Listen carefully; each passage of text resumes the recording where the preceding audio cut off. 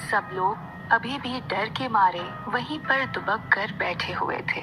सुरेश, सुनीता की सास और राधे श्याम जी की तो जैसे एक ही पल में दुनिया ही उजड़ गई थी। जहाँ चारों तरफ कुछ समय पहले खुशियाँ ही खुशियाँ थी, वहीं अब सुनीता और उसके बच्चे की दिल दहला देने वाली हत्या के बाद मातम छाया हुआ था।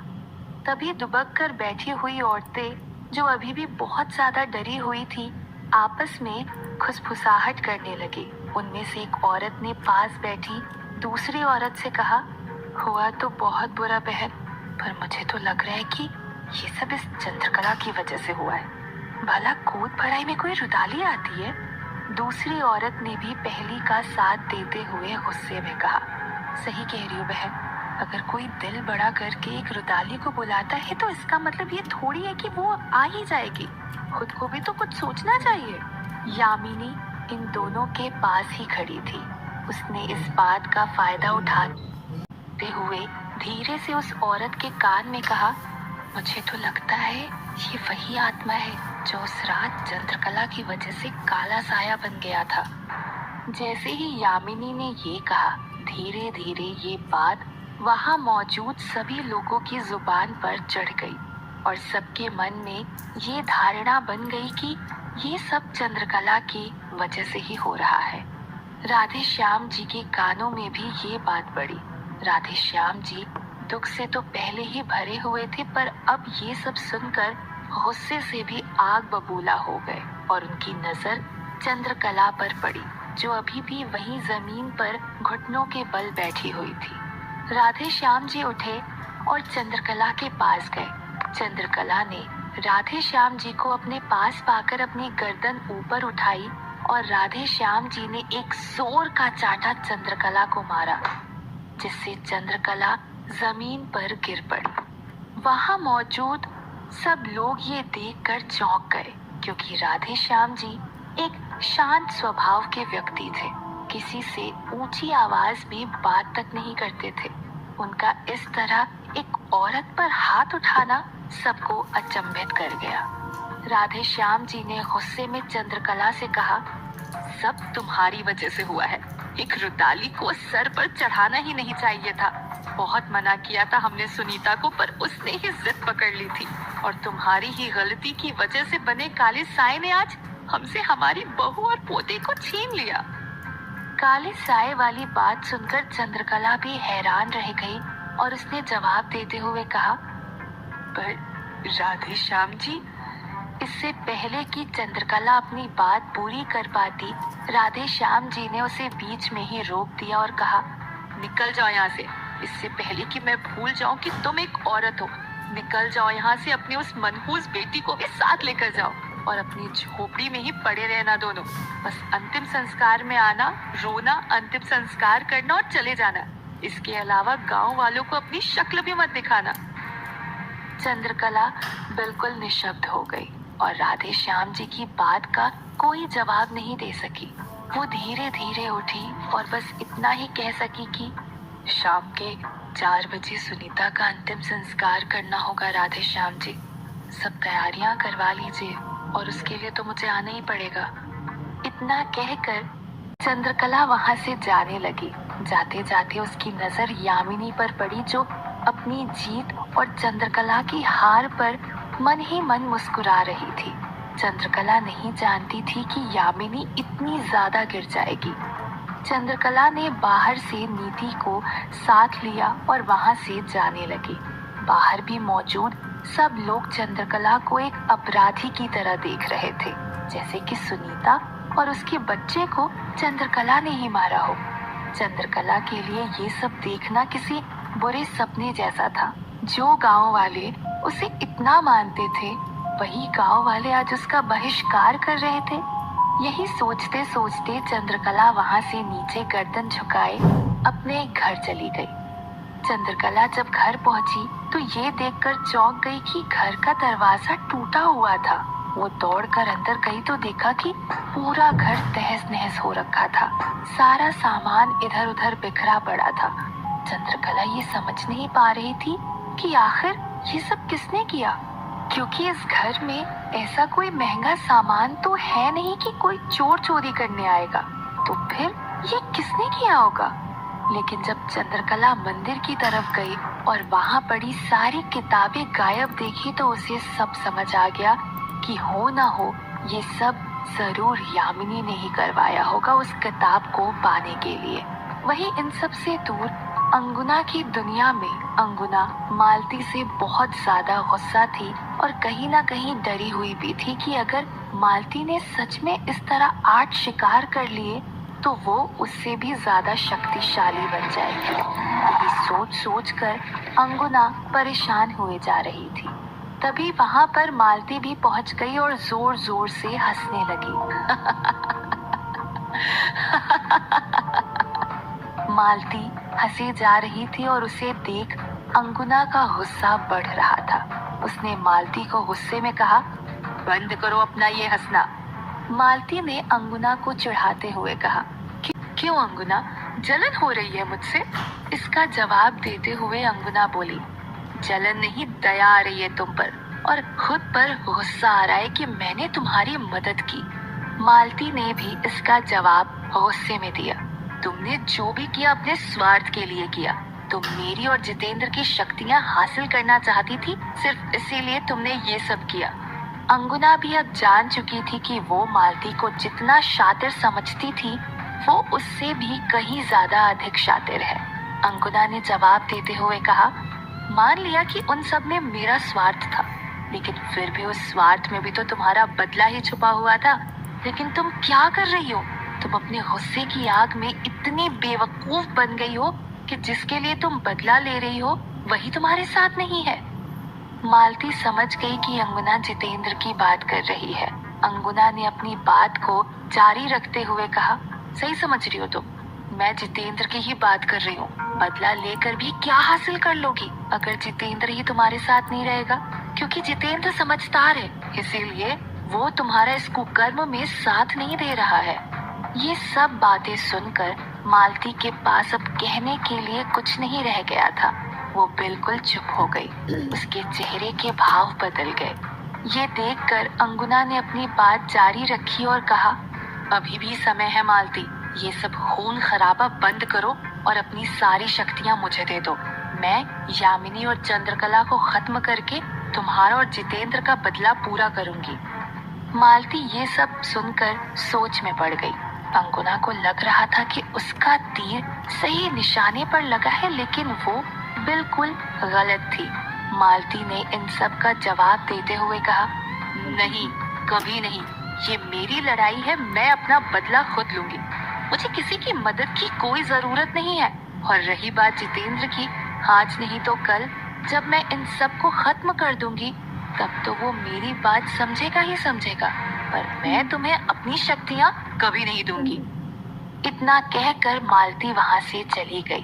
मालती के जाने के बाद कटीली वहां पर पहुंची और उसने अंगुना से कहा, ये तो बिल्कुल जिद पर अड़ गई अंगुना, और आज जो मायापुर के लोगों ने देखा है उसके बाद मायापुर के लोगों में इसके नाम की दहशत फैल गई है। कहीं ऐसा ना हो कि लोग अंगुना को ही भूल जाए। ये सुनकर अंगुना के गुस्से का पारा बढ़ता ही जा रहा था। शाम के 4 बज चुके थे। चंद्रकला वापस सुनीता के घर पहुंची। दरवाजे पर पहुंचते ही उसने देखा कि सुबह आंगन में जहां सुनीता लाल जोड़े में नई नवेली दुल्हन की तरह बैठी हुई थी, अब उसी जगह पर लाल जोड़े में ही उसकी लाश पड़ी हुई थी। उसके बच्चे को एक छोटे से कफन में लपेटा हुआ था, जिसे सुनीता की सास ने अभी भी अपने सीने से लगा रखा था और उसके आंसू थमने का नाम नहीं ले रहे थे। ये देखते ही चंद्रकला के पैर कांपने लगे।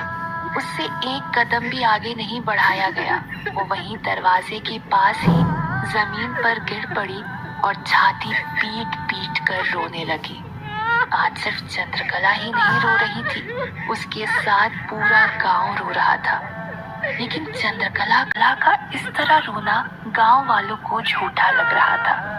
पीछे खड़े 2 आदमी आपस में बातें कर रहे थे और उनमें से एक चंद्रकला को देखकर गुस्से में बोला, देखो इसी की वजह से ही तो सुनीता की जान गई है और अब इतना गला फाड़ फाड़ के रो कर दिखावा कर रही है। ऐसे दिखा रही है जैसे सबसे ज्यादा दुख इसी को है। दूसरे आदमी ने भी पहले का साथ दिया और कहा, सही कह रहे हो भाई। हाँ ठीक है, गुरदाली को आकर रोना होता है, पर जितना रोना है उतना रोए और खत्म करे। ये इतना झूठा ढोंग करने की क्या जरूरत है। चंद्रकला को इस तरह रोता देख राधे श्याम जी भी चंद्रकला के नजदीक आए और उससे बोला, बस हो गया चंद्रकला, अब ये नाटक बंद करो और आगे का काम शुरू करो। राधे श्याम जी की ये बात चंद्रकला को बहुत बुरी लगी। जितनी सुनीता उसकी इज्जत करती थी उतनी इज्जत गांव में कोई नहीं करता था। हर काम वो चंद्रकला से पूछ कर करती थी और आज उसी की मौत का इल्जाम चंद्रकला पर लग चुका था। चंद्रकला ने अपने सीने पर पत्थर रखा और हिम्मत करके खड़ी हुई। राधे श्याम जी को सुनीता की अर्थी उठवाने के लिए कहा। घर के 4 लोगों ने मिलकर सुनीता की अर्थी को कंधा दिया और सुरेश ने अपनी माँ से उस बच्चे को अपनी गोद में लिया। सब लोग शमशान घाट की तरफ जाने लगे। सुनीता की अंतिम यात्रा में पूरे गांव के आदमी शरीक हुए थे, जिसमें यामिनी, योगेंद्र और राघव भी थे। लेकिन सुनीता की अंतिम यात्रा में जाकर यामिनी ने एक बार फिर गांव वालों का दिल जीत लिया था। वहां मौजूद सभी की आंखें नम थी। किसी ने सोचा भी नहीं था कि सुबह जिसकी गोद भर आई थी, शाम में उसी का अंतिम संस्कार करना होगा। राम नाम सत्य है, सत्य बोलो गत्य है, कहते हुए सब लोग शमशान घाट पहुंच चुके थे और पूरे विधि विधान से चंद्रकला ने सुनीता का अंतिम संस्कार किया। चूंकि सुनीता का बच्चा अभी गर्भ में ही था, इसीलिए उसका अंतिम संस्कार नहीं किया गया, बल्कि उसकी कब्र खोदी गई और उस कब्र में उसे दफनाया गया। कुछ देर में सुनीता की चिता जलकर राख होने लगी और सब लोग एक एक करके अपने अपने घर जाने लगे। चंद्रकला आखिर तक वहीं रुकी हुई थी और अंधेरा होते होते वो भी घर चली गई। चंद्रकला जब घर पहुंची तो नीति घर पर अकेली थी। चंद्रकला वहां पर आज खुलकर नहीं रो पाई थी, इसीलिए घर पहुंचते ही फूट फूट कर रोने लगी। वो इन सब के लिए खुद को ही दोष दे रही थी और रोते रोते मन ही मन कह रही थी, मैं ही बेवकूफ थी, मुझे ही नहीं जाना चाहिए था सुनीता की गोद भराई में। शायद मैंने ही वहां जाकर अपशकुन किया हो और उसी का गुस्सा मालती ने सुनीता पर निकाला हो। चंद्रकला को रह रहकर राधे श्याम जी की बातें और गांव वालों का उसे यूं अपराधी नजरों से देखना भी याद आ रहा था। उसका एक मन तो ये भी कह रहा था कि वो नीति को लेकर हमेशा हमेशा के लिए मायापुर से कहीं बहुत दूर चली जाए और वापस कभी लौट कर न आए। पर मायापुर के लोगों को इस तरह मरता छोड़कर वो नहीं जा सकती थी। भले ही मायापुर के लोगों ने उसका बहिष्कार कर दिया हो, लेकिन वो मरते दम तक मायापुर के लोगों की रक्षा करती रहेगी। पर ये सब सोच सोच कर चंद्रकला बस रोए जा रही थी। नीति इतनी समझदार थी कि उसने एक भी सवाल नहीं किया कि वो क्यों रो रही है, सुनीता चाची के साथ क्या हुआ, किसने मारा उन्हें। बस चंद्रकला का सिर अपनी गोद में लिटाकर उसे चुप करा रही थी। उस रात गांव में किसी के घर चूल्हा भी नहीं जला। चंद्रकला और नीति भी वैसे ही भूखे पेट ही सो गए, लेकिन चंद्रकला के मन में हजारों सवाल भी चल रहे थे। आखिरकार मालती चाहती क्या है? उसका बदला तो मुझसे, यामिनी और योगेंद्र से है। फिर वो ऐसी गोद भराई में क्यों आई? उसने सिर्फ और सिर्फ सुनीता को ही मारा, बाकी किसी को कुछ भी नहीं किया। और सबसे चौंकाने वाली बात तो ये है कि उसने गर्भ में पल रहे बच्चे का खून क्यों पिया? पर किसी भी सवाल का चंद्रकला के पास कोई जवाब नहीं था। तभी चंद्रकला के दिमाग में टीले वाले बाबा का ख्याल आया और उसने खुद से कहा, अब सिर्फ टीले वाले बाबा ही हैं जो इन सब सवालों के जवाब दे सकते हैं। मुझे कैसे भी करके अब टीले वाले बाबा के पास जाना ही होगा। अगर वो अभी भी समाधि में हुए तो भी मैं उन्हें समाधि से जगा लूंगी, पर इन सब सवालों के जवाब जान कर रहूंगी।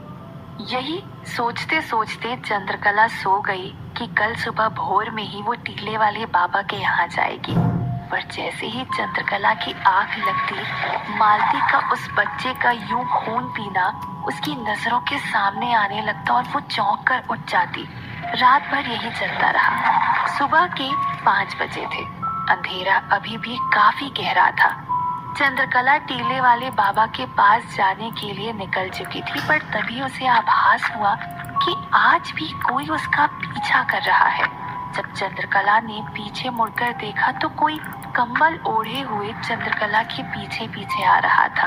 अंधेरा गहरा होने की वजह से चंद्रकला उसका चेहरा नहीं देख पा रही थी, पर चंद्रकला को लगा कि ये वही आदमी होगा जो उस रात उसका पीछा कर रहा था। पर आज चंद्रकला ने डरने के बजाय उसका सामना करने का निश्चय किया और मुड़कर उस आदमी के आने का इंतजार करने लगी। चंद्रकला उसे अभी तक पहचान नहीं पाई थी, पर वो कोई और नहीं बल्कि सुनीता का पति सुरेश था, जिसने अपने पीछे चाकू छुपा रखा था और चंद्रकला की तरफ बढ़ रहा था। और चंद्रकला इन सब से अनजान खड़ी होकर उसका इंतजार कर रही थी। क्या सुरेश सुनीता की मौत का बदला लेने के लिए चंद्रकला को मारने आ रहा है, या सुरेश के अंदर मालती है जो चंद्रकला को मारना चाहती है? क्या टीले वाले बाबा चंद्रकला को उसके सवालों का जवाब दे पाएंगे?